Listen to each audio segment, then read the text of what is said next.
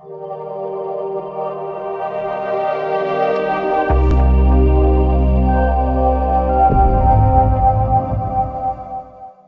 Friends, आप सभी का आपके अपने YouTube चैनल डिस्कवर आस्थान में स्वागत है। Keep discover keep learn. जैसा कि आप सभी को पता है कि साइंस की डेली आपकी क्लासेस चल रही है जूनियर अकाउंटेंट एंड TRA की एग्ज़ाम के लिए। तो आज हम अपना नेक्स्ट टॉपिक लेके आए हैं इलेक्ट्रिक सेल। तो आज हम इलेक्ट्रिक सेल के बारे में जीरो से लेकर के लास्ट तक पढ़ेंगे। जो आपकी इंपॉर्टेंट बातें बनती हैं वो आज हम कंप्लीट करेंगे इलेक्ट्रिक सेल से रिलेटेड। तो देखो, सबसे पहले इलेक्ट्रिक सेल के बारे में पढ़ते हैं कि इलेक्ट्रिक सेल होता क्या है। ठीक है, तो इलेक्ट्रिक सेल को अपने देख लेते हैं कि इसके बारे में ये होता क्या है। देखो, आपको स्लाइड पे शो हो रहा होगा जो इलेक्ट्रिक सेल है या विद्युत सेल, इसको हिंदी में क्या बोलते हैं? विद्युत सेल। इलेक्ट्रिक सेल को अपने हिंदी में क्या बोलेंगे? विद्युत सेल। विद्युत सेल है जो वो आपकी एक ऐसी युक्ति है जो क्या करती है? रासायनिक ऊर्जा को विद्युत ऊर्जा में परिवर्तित करती है। किसको करती है? रासायनिक ऊर्जा को विद्युत ऊर्जा में। तो आपको डायरेक्ट क्वेश्चन भी पूछा जा सकता है, इलेक्ट्रिक सेल क्या करता है? इलेक्ट्रिक सेल करता है रासायनिक ऊर्जा को। किसको? रासायनिक ऊर्जा को किसमें बदलता है? ये बदलता है विद्युत ऊर्जा में। विद्युत ऊर्जा में। इतनी बात याद रखना कि विद्युत सेल है या फिर इलेक्ट्रिक सेल है, वो क्या करता है? वो एक ऐसी युक्ति है, क्या कर देती है? वो रासायनिक ऊर्जा को विद्युत ऊर्जा में परिवर्तित कर देती है। तो देखो, मैंने इलेक्ट्रिक सेल है उसका मैंने डायग्राम आपको बना के दिखाया है। एक मैंने सबसे पहले क्या लिया? एक बीकर लिया, उसके अंदर क्या विद्युत अपघट्य जो विलेन है वो उसके अंदर पड़ा हुआ है, और मैंने उसके अंदर दो इलेक्ट्रोड डाल दिए। ये जो इलेक्ट्रोड है, ये जो इलेक्ट्रोड है, ठीक है। एक पर प्लस चार्ज है, उसको अपने क्या बोलते हैं? एनोड। और एक पर माइनस चार्ज है, उसको अपने क्या बोलते हैं? कैथोड। ठीक है, एनोड और कैथोड पता है ना? एनोड किसको बोलते हैं? जिसपे प्लस चार्ज होगा उसको क्या बोलते हैं? अपने एनोड। ठीक है, और जिसपे नेगेटिव चार्ज होगा उसको अपने क्या बोलते हैं? कैथोड। ठीक है, देखो, ये जो विद्युत अपघट्य पदार्थ है इसके अंदर हमने इलेक्ट्रोड डाल रखे हैं। इलेक्ट्रोड जिसपे प्लस चार्ज है वो तो हो गया हमारा एनोड, और जिसपे नेगेटिव चार्ज है वो हो गया हमारा कैथोड। अब देखो, धारा कहाँ बहती है? धारा हायर पोटेंशियल से लोअर पोटेंशियल की ओर बहती है। तो देखो, यहाँ प्लस है, प्लस से इस प्रकार इस साइड से धारा जा रही है। ये धारा हमारी यहाँ बीच में क्या लगी हुई है? एक कुंजी लगी हुई है। इसको अपने ऑन करेंगे, ऑफ करेंगे। जैसे अपने पंखा ऑन करते हैं तो वो हमारा बटन हो गया एक प्रकार से, उसी को क्या बोलते हैं? कुंजी बोलते हैं। तो यहाँ से हमारा क्या है? प्रतिरोध लगा दिया, और एक क्या लगा दिया? बल्ब लगा दिया, और आगे हमने एम्पियर जोड़ दिया है। तो इस प्रकार आपका जो एक परिपथ है वो कंप्लीट हो रहा है। ठीक है, क्या हो रहा है? इस प्रकार आपका एक परिपथ कंप्लीट हो रहा है। तो ये आपका क्या हो गया? पूरा का पूरा इलेक्ट्रिक सेल हो गया। अब देखो, इसमें क्या हुआ? जो रासायनिक जो ऊर्जा है उसको हमने किस में परिवर्तित कर दिया? विद्युत ऊर्जा में। विद्युत ऊर्जा में कैसे? देखो, इसी से हमारे क्या, ये बल्ब लगा हुआ है, ये हमारा जल जाएगा। ठीक है, बल्ब जल जाएगा, फैन चल जाएगा, तो ये क्या होगी? विद्युत ऊर्जा होगी। हमें क्या होगा? रासायनिक ऊर्जा से हमें क्या मिल गई? विद्युत ऊर्जा मिल गई। तो वही हमारा इलेक्ट्रिक सेल क्या करता है? यही इलेक्ट्रिक सेल करता है, रासायनिक ऊर्जा को किस में बदल देता है? विद्युत ऊर्जा में बदल देता है। और जो सेल है, सेल का प्रतीक तो आपको पता ही होगा क्या होता है। देखो, सेल का प्रतीक एक साइड क्या होता है? पॉजिटिव आयन, एक साइड होता है नेगेटिव आयन। तो ये आपका सेल का प्रतीक है, इसको आप देख लेना। ठीक है, अब चलते हैं हम नेक्स्ट स्लाइड पे। देखो, ये जो सेल है आपने देखा होगा, सेल तो आपने देखे होंगे। तो देखो, इसमें क्या होता है? सबसे पहले क्या होता है? ऊपर की ओर एक मेटल होता है, उसके ऊपर क्या होती है? कैप चढ़ी होती है। ठीक है, ये जो ऊपर का जो आपका होता है इसको अपने बोलते हैं पॉजिटिव टर्मिनल, या फिर अपने पॉजिटिव टर्मिनल बोलेंगे, या फिर क्या बोलेंगे? एनोड। ठीक है, एनोड या पॉजिटिव टर्मिनल एक ही बात है। ठीक है, तो कैथोड होगा, उसको अपने क्या बोलते हैं? Negative terminal. अब जो एक देखो, जो आपका सेल है, सेल के दो सिरे होते हैं, एक तो होता है पॉजिटिव और एक होता है नेगेटिव, और एक होता है एनोड, एक होता है कैथोड। तो देखो, ये ऊपर का जो सिरा होता है इसमें क्या होती है? इसमें कैप लगी होती है, और ये मेटल का सिरा होता है। आपने रेडियो में डालने वाले सेल तो देखे होंगे ना, वो आपका क्या होता है? इलेक्ट्रिक सेल ही होता है। देखो, ये हो गया। उसके बाद देखो, उसके बीच में एक क्या होती है? कार्बन की छड़ होती है, जो ब्लैक कलर की रहती है। ये क्या होती है? आपकी कार्बन की छड़। ठीक है, और इसके अंदर क्या होता है? इसके अंदर मिक्स होता है इलेक्ट्रोलाइट या केमिकल का जो पेस्ट होता है, वो इसके अंदर मिक्स रहता है। और जो नीचे का जो सिरा हो गया वो हो गया आपका नेगेटिव टर्मिनल। इसको अपने क्या बोलेंगे? कैथोड। क्या बोलेंगे? कैथोड। ठीक है, और ये आपका क्या है? इलेक्ट्रिक सेल है, जो आपको यहाँ पे शो हो रहा है। अब देखो, इसको खोल के दिखाया हुआ है इस साइड में। खोल के दिखाया हुआ है इसके अंदर, मतलब कि जो जो चीज़ें आपको इसमें नहीं दिख रही है ये आपको 3D के अंदर दिखाया है, इसको कट करके आपको अच्छे से दिखाया। देखो प्लस लिखा हुआ ऊपर की ओर, तो ये आपका क्या हो गया पॉजिटिव टर्मिनल, नीचे लिखा हुआ है नेगेटिव, तो ये नेगेटिव टर्मिनल हो गया। ठीक है, देखो एनोड और कैथोड हो गई ये। एक मिनट ये आपका क्या होगा, ये वाला तो आपका हो जाएगा एनोड, ये वाला आपका क्या होगा एनोड, वो वाला क्या होगा आपका कैथोड, ये आपका क्या होगा कैथोड। एक मिनट इसको लिख देते हैं अपने कैथोड, और ये आपका क्या हो जाएगा, ये आपका हो जाएगा एनोड। ठीक है, अब इसके अंदर क्या है, इसके अंदर जो इलेक्ट्रोलाइट पेस्ट अंदर डाला होता है। ठीक है, और एक इसके अंदर क्या होती है, एक ऐसे अलग से लाइन दे रखी होती है जो क्या कि सेपरेट कर देती है, दोनों को आपस में सेपरेट करती है। और इसके अंदर जो छड़ होती है वो किसकी होती है, कार्बन की छड़ होती है। और इसमें क्या होते हैं, कार्बन डाइऑक्साइड का मिक्सचर भरा हुआ होता है। तो ये आपकी इलेक्ट्रिक सेल की जो संरचना होती है वो इस प्रकार होती है, देख लीजिए। और मैंने आपको पहले बता ही दिया है, देखो इलेक्ट्रिक सेल में क्या होता है, एक तो एनोड होता है, एक कैथोड होता है। ठीक है, अब देखो अब हम चलते हैं, जो आपका इलेक्ट्रिक सेल होता है, विद्युत सेल होता है, वो कितने प्रकार का होता है। ठीक है, सबसे पहले हम पढ़ते हैं टाइप फर्स्ट, क्या है प्राथमिक सेल।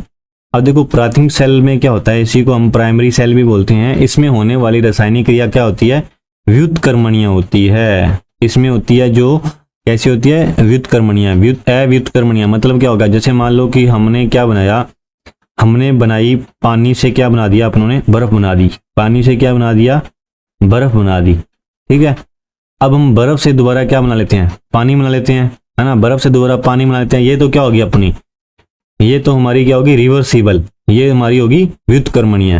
ठीक है, अब अव्युत्क्रमणीय क्या होता है, अव्युत्क्रमणीय ऐसी होती है जिससे हम दोबारा पुनः उसी अवस्था में परिवर्तन न कर पाए। ठीक है, यदि हम दोबारा परिवर्तन न कर पाए तो वो क्या हो जाएगी आपकी अव्युत्क्रमणीय। ठीक है, अब देखो इन्हें पुनः आवेशित नहीं किया जाता, अर्थात इनको हम एक बार ही उपयोग कर सकते हैं। अब देखो जैसे मान लो कि जो प्राथमिक सेल होंगे, प्राथमिक सेल है जैसे इसका अपनों ये अपने पास सेल आ गया प्राथमिक सेल। ठीक है, इसको अपनों ने क्या कर लिया, यूज कर लिया, इसको अपनों ने क्या कर लिया, यूज कर लिया। अब इसको चार्ज करके दोबारा चार्ज करके हम यूज में नहीं ले पाते, और इसको अपने क्या करते हैं, ओनली एक बार ही यूज कर पाते हैं। एक बार यूज करने के बाद जब हमने इसको पूरा का पूरा इसके अंदर जो भी एनर्जी थी वो वेस्ट कर दिया है, तो हम इसे दोबारा यूज नहीं कर पाते। उदाहरण के लिए क्या होगा, लेक्लांशियर सेल हो गया, डेनियल सेल हो गया। अब देखो अब जो द्वितीयक सेल है ना, द्वितीयक सेल में क्या होगा, द्वितीयक सेल में ये होता है कि इसको हम दोबारा यूज कर सकते हैं। ठीक है, इसको दोबारा यूज कर सकते हैं। कैसे यूज कर सकते हैं, जैसे हमारे पास सेल था तो इसको तो हम नहीं यूज कर सकते, इसको हम क्या कर सकेंगे, यूज कर सकेंगे। जैसे हमारे पास जो भी सेल है उसको हम क्या करेंगे, चार्ज करेंगे। चार्ज करने के बाद उसके अंदर क्या होगा, आवेश दोबारा आ जाएगा, पुनः आवेशित हो जाएगा। आवेशित होने के बाद हम उसे दोबारा से उससे एनर्जी ले सकते हैं। तो देखो पढ़ लेते हैं इसके बारे में। इसमें होने वाली रासायनिक अभिक्रिया क्या होती है, व्युत्क्रमणीय होती है। व्युत्क्रमणीय का मतलब क्या होगा, इसको हम दोबारा यूज में ले सकते हैं, और दोबारा यूज में लेने के लिए इसको क्या करना पड़ेगा, आवेशित करना पड़ेगा, पुनः आवेशित कर उपयोग में लाया जा सकता है।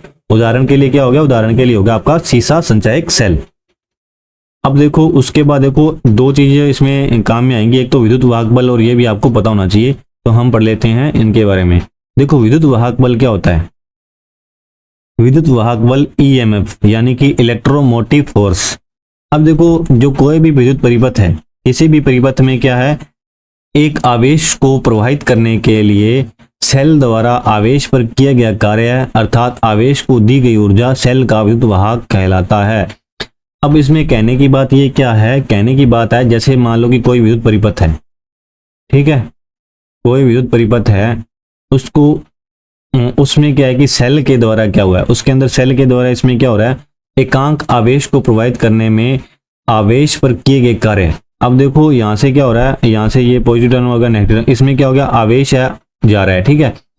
अब एकांक आवेश को, अब जो एकांक मतलब कि एक आवेश को अंदर प्रवाहित करने के लिए जो कार्य किया जाएगा उसको अपने क्या बोलेंगे, उसको अपने बोलेंगे विद्युत वाहक बल, उसको क्या बोलेंगे, विद्युत वाहक बल। देखो इसे ई या ये एप्सिलॉन से प्रदर्शित करते हैं, या तो आप ई लिख लो या एप्सिलॉन, इस प्रकार का जो चिन्ह होता है इसको क्या बोलते हैं, एप्सिलॉन बोलते हैं, और ये आपका क्या होगा, ई, ठीक है। इलेक्ट्रोमोटिव फोर्स का फॉर्मूला क्या होता है, W/Q। तो ये हो गया वर्क अपॉन क्यू, क्यू हो गया आपका आवेश। ठीक है, तो हमारा फॉर्मूला क्या हो गया, एकांक आवेश को प्रवाहित करने के लिए किया गया कार्य, एकांक आवेश को प्रवाहित करने के लिए किया गया कार्य। अब देखो W जो कार्य है, कार्य को अपने किस में लेते हैं, जूल में लेते हैं, और आवेश क्या हो गया, आवेश किसकी इकाई होगी, आवेश की इकाई क्या होगी, कूलाम। तो देखो इसकी इकाई क्या हो जाएगी विद्युत बल की, joule upon coulomb, joule upon coulomb. अब नोट लिख के डाल रखा है एक वर्ड, नोट लिख के क्या डाला गया है, विद्युत वाहक बल EMF कोई बल नहीं है। जैसे मान लो कि आपका कोई प्रेशर फोर्स होता है, जैसे सेंट्रीफ्यूगल फोर्स, सेंट्रीपिटल फोर्स, ये आपके बल हैं। तो परंतु जो विद्युत वाहक बल है इसमें नाम से लिखा हुआ है बल, बट ये क्या है, कोई भी बल नहीं है। ठीक है, ये तो क्या करता है, ये तो देखो परिपथ में जो धारा प्रवाहित हो रही है, जैसे प्रवाहित करने में सेल द्वारा आवेश पर किया गया कार्य, जैसे जो इसमें आवेश प्रवाहित हो रहे हैं, एकांक आवेश पर जो कार्य किया जाएगा उसको अपने क्या बोलेंगे, विद्युत वाहक बल। अब हम पढ़ते हैं कि सेल का टर्मिनल विभवांतर। अब विभवांतर के बारे में भी जान लेते हैं। विभवांतर क्या होता है, सेल से धारा लेते समय अथवा सेल को आवेशित करते समय सिरों में विभव के अंतर को क्या बोलते हैं, विभवांतर।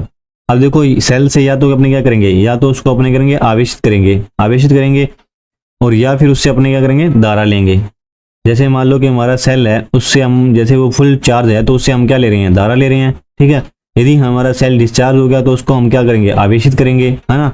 सेल के सिरों को आवेशित करने पर और या फिर धारा लेते समय उनके विभव में जो अंतर होता है, उनके जो विभव में अंतर होता है उसको अपने क्या बोलते हैं, विभवांतर।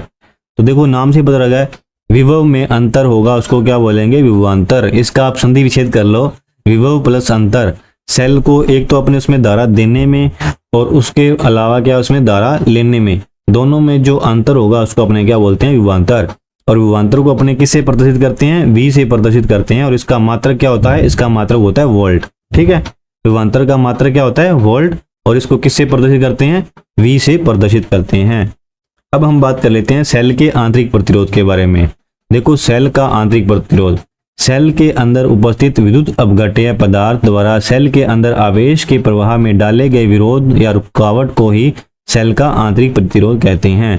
अब हमने देखा था कि जब हमने सेल का डायग्राम समझा था तो अंदर नीचे की ओर अपनों ने क्या बनाया था, विद्युत अपघट्य पदार्थ बनाया था, है ना। अब देखो जो सेल का आंतरिक प्रतिरोध किसे कहेंगे, आंतरिक का मतलब होता है अंदर की ओर। ठीक है, और देखो सेल के अंदर उपस्थित विद्युत अपघट्य पदार्थ, सेल के अंदर क्या होता है, जो विद्युत अपघट्य पदार्थ होते हैं उसके प्रवाह में डाले गए विरोध अथवा रुकावट को सेल का आंतरिक प्रतिरोध कहते हैं।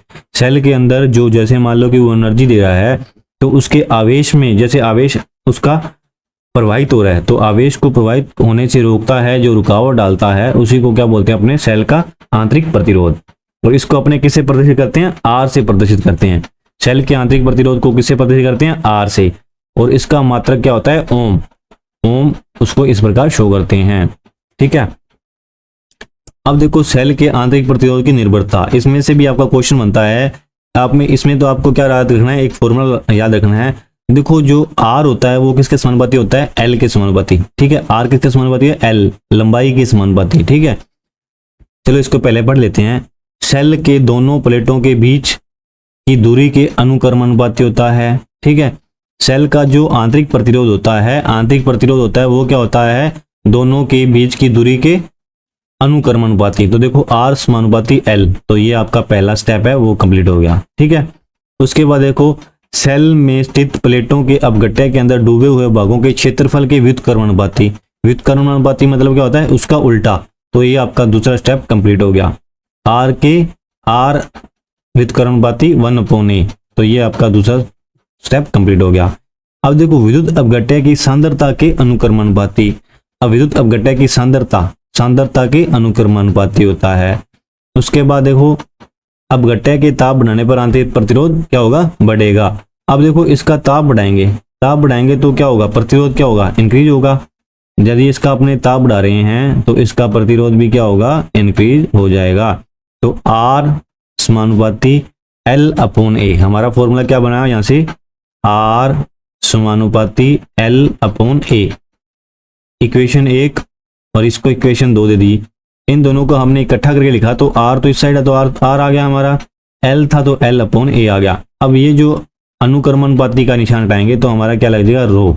ठीक है, तो ये आपका फॉर्मूला बन जाएगा। अब देखो जो सेल का आंतरिक प्रतिरोध है किस किस पे निर्भर करता है। एक तो निर्भर करता है उसकी लंबाई के तो समानुपाती या फिर आप अनुक्रमानुपाती, और उसके एरिया के व्युत्क्रमानुपाती। ठीक है, उसके एरिया के व्युत्क्रमानुपाती और विद्युत अपघट्य पदार्थ की सांद्रता के अनुक्रमानुपाती होता है। तो ये था आपका इलेक्ट्रिक सेल के बारे में जो जो आपके इंपॉर्टेंट तथ्य बनते हैं वो मैंने आपको कंप्लीट करा दिए हैं। आशा करता हूँ कि आपको अच्छे से समझ में आया होगा। और यदि आपको हमारी क्लास अच्छी लग रही है, ज़्यादा से ज़्यादा शेयर करें, लाइक करें, सब्सक्राइब करें। आप सभी का हमारे साथ जुड़े रहने के लिए बहुत बहुत धन्यवाद।